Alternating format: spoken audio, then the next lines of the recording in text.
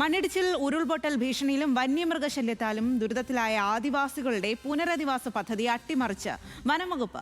അതിരപ്പള്ളി മലക്കപ്പാറ മേഖലയിലെ അരേക്കാപ്പ് വീരാൻകുടി പ്രകൃതികളിലെ 44 കുടുംബങ്ങളെയാണ് ഉദ്യോഗസ്ഥർ പെരുവഴിയിലാക്കിയത്.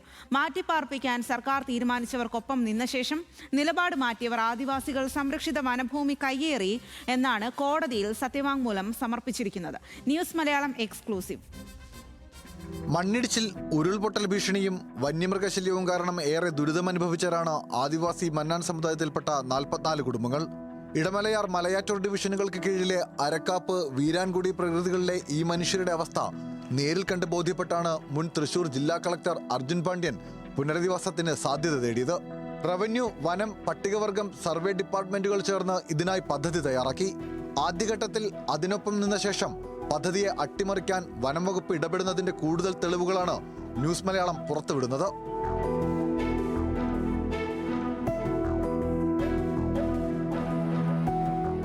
വിവിധ വകുപ്പുകളുടെ യോഗങ്ങളും നിർദ്ദേശങ്ങളും പരിഗണിച്ച് 2025 ജൂൺ 13-നാണ് കുടുംബങ്ങൾക്ക് സ്ഥലം അനുവദിക്കാൻ സംസ്ഥാന സർക്കാർ ഉത്തരവിറക്കിയത്. അതിനു മുൻപ് നടന്ന സർവേയിലും പരിശോധനകളിലും യോഗങ്ങളിലും പങ്കെടുത്ത ഉന്നത വനംവകുപ്പ് ഉദ്യോഗസ്ഥരുടെ കൂടി അഭിപ്രായം കേട്ട ശേഷമായിരുന്നു തീരുമാനം.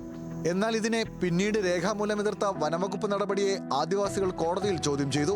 മാർച്ച് 18-ന് പരാതിക്കാർ നൽകിയ കേസിൽ കോടതി നോട്ടീസ് അയച്ചതോടെയാണ് പുനരധിവാസ പദ്ധതി അട്ടിമറിക്കാൻ വനംവകുപ്പ് ശ്രമിച്ചതിന്റെ കൂടുതൽ തെളിവുകൾ പുറത്തുവരുന്നത്.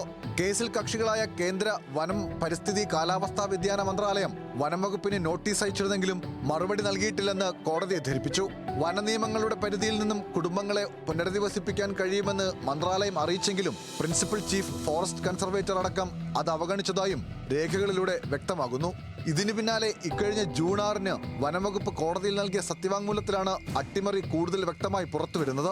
ആദിവാസികൾ സംരക്ഷിത വനഭൂമി കയ്യേറിയെന്നും അവിടെ താമസിച്ചാൽ വനമേഖലയുടെ സ്വഭാവം മാറുമെന്നും സത്യവാങ്മൂലത്തിലൂടെ വനംവകുപ്പ് പറയുന്നു. പരാതിക്കാരായ 44 കുടുംബങ്ങളുടെ വിഷയത്തിൽ ഇടപെട്ട ഹൈക്കോടതി ജൂലൈ 13-ന് കേസ് വീണ്ടും പരിഗണിക്കും. കോടതി ഉത്തരവിലൂടെ അനുകൂല നടപടികൾ ഉണ്ടാകുമെന്ന പ്രതീക്ഷയിലാണ് സർക്കാർ പെരുവഴിയിൽ നിർത്തിയിരിക്കുന്ന ഈ മനുഷ്യരത്രയും.